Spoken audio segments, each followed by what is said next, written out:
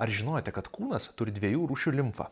Limfa šiaip yra skaidri ir šiek tiek gelsva, tačiau būtent plonasis žarnynas gamina visai kitokią limfą, kurios pratekėjimas gali sutrikti.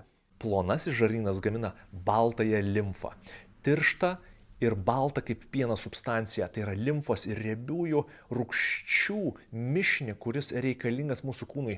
Ir jisai renkasi pagrindiniam limfos latake ir kyla palei stuburą šalia aortos ir praeina pro diafragmą. Ir čia yra dažna konflikto zona, nes čia diafragma gali užspausti ir lėtinti ir prastinti limfos iš žarnyno, iš plono žarnyno grąžą, kuri ilgainiui turi pasiekti kairįjį veninį kampą ir grįžti į veninę kraujotaką. Patogiai atsisėskite, susiraskite rankomis minkštą vietą po krūtinkaulių ir šonkauliais, pirštai tiesus, plaštakos tiesios, lengvai pasilenkite, švelniai kvėpuojant, jauskite, kaip pirštai smenga gilyn.